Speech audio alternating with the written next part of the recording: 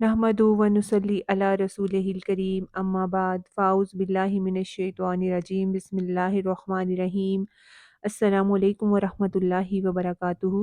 कैसे हैं आप सब लोग? अल्लाह ताला आपकी हिफाजत फरमाए, आमीन। लेसन नंबर 96, आयत नंबर 1 एंड 2, सूरत अन्निसा। आज हमारी नई सूरत का आगाज़ होगा। सूरत अन्निसा। अन्निसा मतलब औरतें।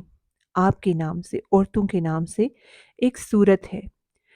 कितनी अहमियत दी है अल्लाह ने औरतों को कि कोई सूरत अर्रिजाल नहीं है, मर्दों के नाम से नहीं है।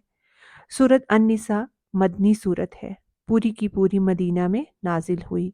हज़रत आयशा रज़ी अल्लाह ताला अन्हा से रवायत है, सही बुखारी में है, सूरत अन्निसा उस वक्त नाजिल हुई जब रुखसती के बाद मैं नबी सल्लल्लाहु अलैहि वसल्लम के घर आ चुकी थी और हज़रत आयशा की रुखसती हिजरत से 8 माह बाद हुई, यानी मदीना आने के 8 महीने के बाद हुई।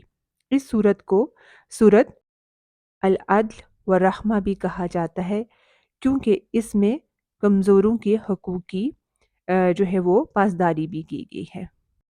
यानी कमज़ोर और ऐसे लोग उनके हकूक़ के बारे में इसमें बताया गया है जो अपने हकूक़ का दिफ़ा नहीं कर सकते। शुरू करते हैं। बिस्मिल्लाहिर्रहमानिर्रहीम। या अय्युहन्नासुत्तकू, ए लोगो डरो अपने रब से। सूरत अल बकरा के आगाज़ में हदायत के लिए क्या शर्त लगाई गई थी? तकवा की। हुदल्लिल मुत्तकीन, फिर कई बार तकवा का हुक्म दिया गया। जहाँ भी माशरती ज़िंदगी के ख़ानदानी मामलात और शादी तलाक के मामलात आए, वहाँ तकवा का ज़िक्र लाज़मी आया। सूरत आले इमरान में भी तकवा का बारहा ज़िक्र हुआ और एहतताम भी वत्तकुल्लाह लअल्लकुम तुफ़्लिहून से हुआ कि अल्लाह से डरो ताकि तुम फलाह पाओ। और इसी से सूरत अन्निसा का आगाज़ हो रहा है कि ए लोगो अल्लाह से डरो।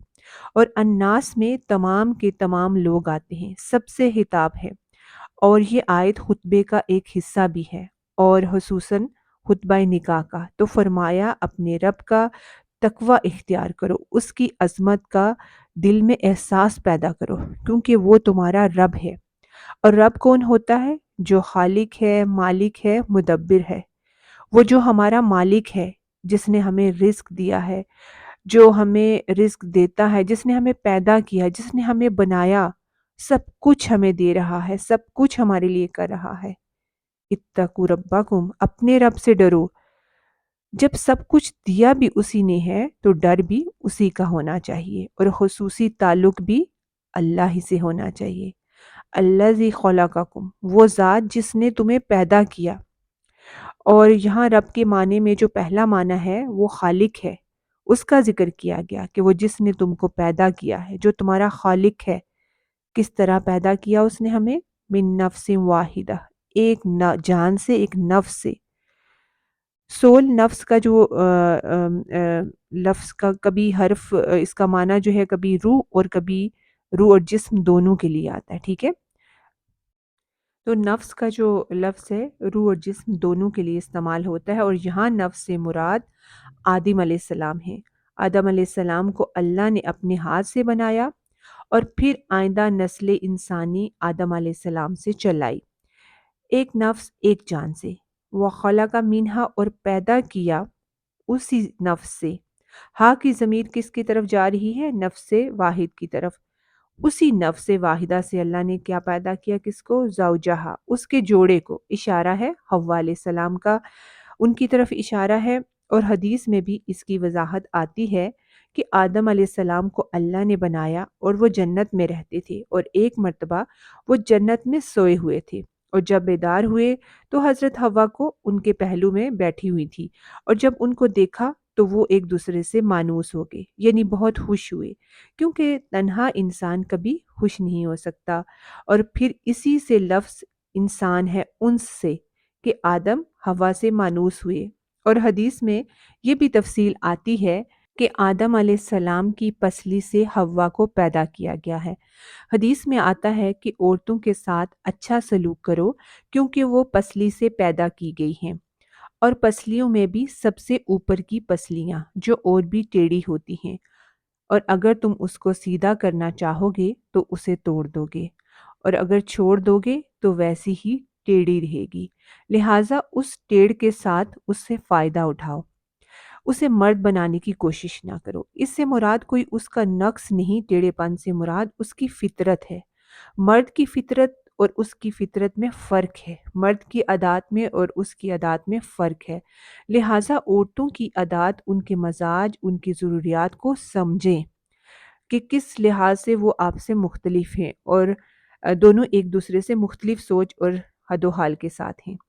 وَخَلَقَ مِنْهَا زَوْجَهَا، اور اسی سے اس کا جوڑا بنایا، اور یہ اللہ کی کتنی بڑی رحمت ہے کہ انسان کا جوڑا انسان سے بنایا، جن یا کسی اور مخلوق سے نہیں، ورنہ وہ دونوں ایک دوسرے سے ویسے مانوس نہ ہوتے۔ اور انسانوں میں بھی اس کے ساتھ زیادہ مانوس ہوتا ہے کون؟ جس کے ساتھ اس کی انڈرسٹینڈنگ ہوتی ہے۔ تو یہ اللہ کا احسان ہے۔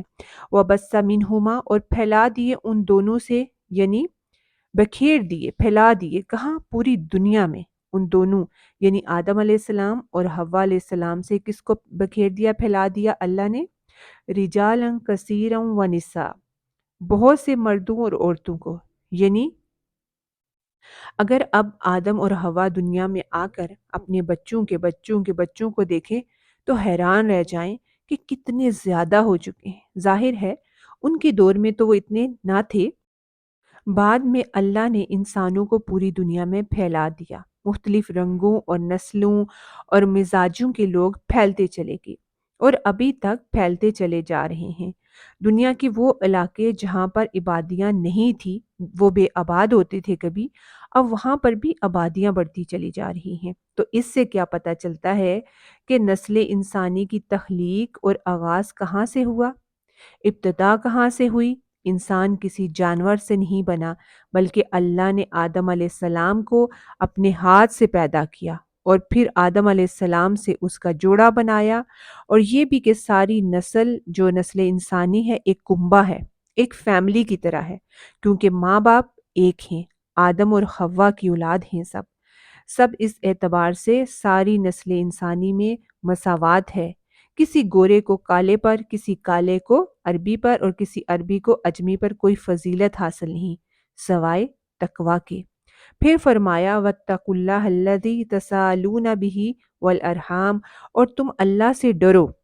اللہ وہ ذات ہے تم سوال کرتے ہو اس کے ساتھ اور صلہ رحمی کرو، تو جس اللہ کے نام کا واسطہ دے کر تم ایک دوسرے پر حق رکھتے ہو تو خود سب سے پہلے اس اللہ سے ڈرو، یعنی اللہ کا نام لے کر تم اپنے حقوق تو نکلواتے ہو، اپنا مطلب تو نکالتے ہو، مگر اس اللہ کو بھول جاتے ہو۔ تو جتنا زیادہ اس رب کا تقوی ہوگا، اللہ کا ڈر ہوگا، اتنا ہی زیادہ پھر تم ایک دوسرے کا خیال بھی رکھو گے۔ اور ساتھ کہا کہ رشتہ داریوں کے بارے میں بھی اللہ سے ڈرو، رشتوں کو نہیں توڑنا۔ ایک دوسرا معنی یہ بھی کیا گیا کہ رشتوں کا واسطہ دے کر تم ایک دوسرے سے حق مانگتے ہو، کیونکہ بعض اوقات ہم رشتوں کی قسم بھی دیتے ہیں، جیسے تمہاری اولاد کی قسم، ماں کی قسم، جو کہ درست نہیں۔ رشتے کا واسطہ تو دیا جا سکتا ہے، جیسے کہ کوئی کہے کہ میں تم سے رشتہ داری کے نام پر یہ سوال کرتا ہوں۔ بعض اوقات آپ کسی کو نصیحت کرنی ہوتی ہے، کبھی اولاد کو، کبھی کسی بہن بھائی کو، آپ کیا کہتے ہیں کہ میں تمہیں یہ نصیحت اس لیے کر رہا ہوں کیونکہ تم میرے فلاں ہو، تم سے میرا یہ خون کا رشتہ ہے، اس لیے میرا تم پر یہ حق بنتا ہے۔ تو رشتہ داری کے نام پر تم جو ایک دوسرے سے حق مانگتے ہو، جتاتے ہو، لیکن یہ یاد رکھیں کہ رشتوں کی قسم نہیں دے سکتے۔ یہ ہم رشتوں کا نام لے کر اپنا حق تو جتا سکتے ہیں، لیکن ان کی قسم نہیں ہے۔ جیسے مجھے میرے باپ کی قسم، بیٹے کی قسم، اس سے منع کیا گیا، کیونکہ قسم صرف اللہ ہی کے نام کی ہو سکتی ہے۔ ان اللہ کان علیکم رقیبا، بے شک اللہ تعالیٰ تم پر نگران ہے، یعنی کہیں بھی کمی بیشی کرو گے تو وہ دیکھنے والا ہے۔ جو بھی ایک دوسرے پر زیادتی کرے گا، ظلم کرے گا، اللہ تعالیٰ اس کو پوچھے گا، اللہ اس سے حساب لے گا۔ تو گویا انسان عبادت کی حالت میں بھی اللہ کی نظر میں ہے اور لوگوں کے ساتھ معاملہ کرتے وقت بھی اللہ کی نظر میں ہے۔ لہٰذا رشتہ داریوں کو جوڑنے اور رشتہ داروں کے حقوق ادا کرنے کے معاملے میں اللہ سے ڈرو اور اللہ کی خاطر ان کے حق ادا کرو۔ رقیب کا جو لفظ ہے رقابہ سے ہے، رقبہ گردن کو کہتے ہیں، تو رقیب جس کی گردن پر نظر ہو، یعنی جو پوری طرح تمہیں واچ کر رہا ہے۔ تم یہاں ایک طرف، تو اس آیت میں یہاں پہ ایک طرف انسان کی تخلیق کی بات کی گئی ہے اور دوسری طرف نسل انسانی کو ایک بڑا کنبہ بتایا گیا ہے۔ پھر وہ بڑا کنبہ جو تھا وہ چھوٹی چھوٹی فیملیز پر مشتمل ہے۔ اب بڑا کنبہ جو ہے وہ درست نہیں ہو سکتا جب تک کہ اس کے جو چھوٹے چھوٹے یونٹس ہیں وہ درست نہ ہوں۔ اس لیے اسلام انسانوں کی اصلاح کے لیے زور دیتا ہے۔ کس کی اصلاح پر؟ خاندان کی اصلاح پر۔ اس لیے اسلام میں جو خاندانی نظام، فیملی لائف ہے، وہ بے حد امپورٹنٹ ہے۔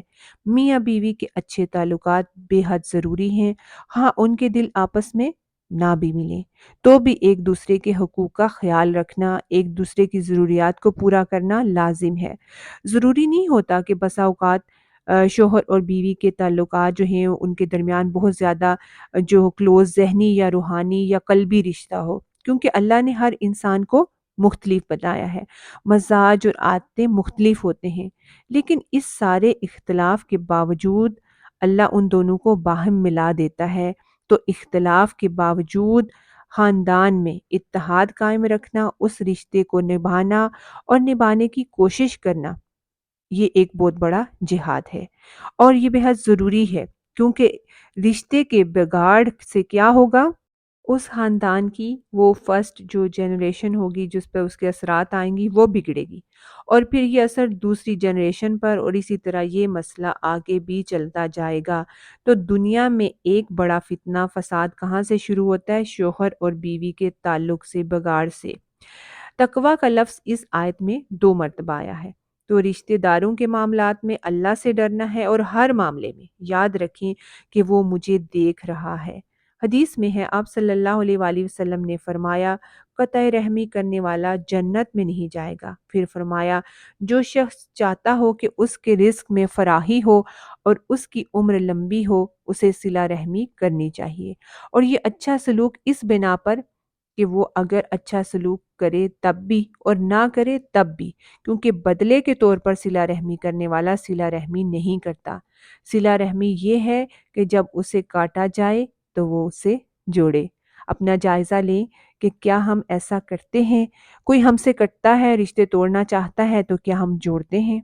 پھر فرمایا، وَآتُوا الْيَتَامَ أَمْوَالَهُمْ، اور دو یتیموں کو ان کے مال، وَلَا تَتَبَدَّلُوا للخبیث بالطیب، اور نہ تم بدل کر دو پاک کے بدلے خبیث کو، ولا تأکلوا اموالہم الی اموالکم، اور نہ تم کھاؤ ان کے مالوں کو ساتھ ملا کر، انہ کان خوبا کبیرہ، بے شک وہ بہت بڑا گناہ ہے۔ خوب کہتے ہیں ایسے گناہ کو جس کا تعلق خاندانی زندگی سے ہو۔ ویسے تو گناہ کے لیے اسم کا بھی لفظ آیا ہے، جناح کا لفظ بھی آیا ہے، اور خوب خاندانی زیادتیاں ہیں، جیسے اس صورت میں کمزوروں کے حقوق کا ذکر ہے۔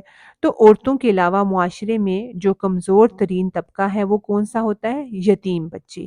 اور وہ کون ہوتے ہیں؟ وہ بچہ جس کا باپ فوت ہو جائے، اس حال میں کہ وہ ابھی خود چھوٹا ہو، ہاں وہ لڑکا ہے یا لڑکی، بلوغت سے پہلے جس کا باپ فوت ہو وہ یتیم کہلاتا ہے۔ بالغ ہونے پر یتیمی ختم ہو جاتی ہے۔ عرب معاشرے میں یتیموں کے ساتھ بہت زیادتی ہوتی تھی، ان کے حقوق ادا نہیں کیے جاتے تھے۔ یتیم کی سرپرستی نیکی کے بڑے بڑے کاموں میں شمار کی گئی ہے۔ آپ صلی اللہ علیہ وآلہ وسلم نے فرمایا، جس کہ میں اور یتیم کا سرپرست جنت میں اس طرح ہوں گے۔ پھر آپ صلی اللہ علیہ وآلہ وسلم نے اپنی شہادت کی انگلی اور درمیانی انگلی کو ذرا سا کھول کر دکھایا، یعنی بہت تھوڑا سا فاصلہ ہوگا، بہت قریب ہوں گے۔ تو یہاں پر فرمایا کہ یتیموں کو ان کے مال دے دو۔ کب دے دو؟ جب وہ بالغ ہو جائیں۔ جب وہ ابھی نہ سمجھ ہوں تو ابھی نہ دو، کیونکہ وہ ضائع کر دیں گے۔ تو یتیموں کے معاملے میں کیا کرنا ہے؟ ایک، جب یتیم بالغ ہو جائیں تو ان کا سارا مال دے دو، کچھ بھی نہ رکھو، اس میں خیانت نہ کرو، ان کے مال کی حفاظت کرو جب تک وہ تمہارے پاس ہے، اور ہاں ان کے مال سے جو ہے وہ زکوٰۃ دی جاتی رہے گی۔ اور دوسرا یہ کہ ان کے مال کو بدل کر نہ دو۔ اب اس وقت جو یتیم کے سرپرست ہوتے ہیں تھے، یا جو بھی یتیم کا سرپرست ابھی بھی ہو، اب وہ کیا کرے کہ بچے کا مال لے کر رکھ لیں کہ جب بڑا ہوگا تو اس کو دیں گے، اور کیا کریں کہ اپنا گھٹیا مال اس کے مال میں رکھ کر اس کا اچھا مال اپنی طرف کر لیں۔ اس سے منع کیا جا رہا ہے کہ جیسا اس کا مال تھا ویسا ہی سنبھال کر رکھو، جب بڑا ہو تو ویسا ہی دو۔ مثلاً اب دیکھیں اس وقت میں جانور بھی مال کا حصہ ہوا کرتے تھے، تو وہ اپنے مریل جانور یتیم کے حصے میں ڈال کر اس کے اچھے جانور لے لیں، تو یا پھر اس کی زمین اچھی ہو تو اپنی بنجر زمین اس کو دے کر اس کی اچھی زمین خود رکھ لیں۔ اسی طرح سے گھر کی چیزیں ہیں، سامان ہے، سب چیزوں کے معاملے میں دیکھنا ہے ہمیں، تو وہ امانت ہے ان کی، اور ان میں خیانت نہیں کرنی۔ اور تیسرا، ان کے مالوں کو اپنے مالوں کے ساتھ ملا کر نہ کھانا۔ یعنی بعض اوقات یتیم کا مال اور سرپرست کا مال جو الگ الگ ہوں تو انہیں مینیج کرنا مشکل ہوتا ہے۔ تو جیسے اب دیکھیں ایک گھر میں یتیم رہ رہے ہیں، 4 ہوں، اب ان کے پیسوں سے الگ تو نہیں ان کا کھانا بنایا جائے گا تینوں وقت کے لیے، تو مشکل ہوگا۔ اب کیا ہے کہ اکٹھے بنایا جائے گا، تو جب گروسری کرنی ہو تو حساب لگا کر ان کے پیسے بھی شامل کیے جائیں گے۔ اب یہ ہے کہ ان کا مال ملا کر کھائیں گے، لیکن یہ بھی نہیں کہ خود اچھا کھا لیں اور انہیں بچا کھچا دیا جائے، یا ملا جلا کر جو بھی ہے ان کے ساتھ غلط نہیں کرنا جس سے یتیموں کا حق مارا جائے۔ مال ملانے سے منع نہیں کیا گیا، مگر یہ کہا گیا کہ ملا کر کھانا نہیں، کیونکہ ملانا تو پڑتا ہی ہے۔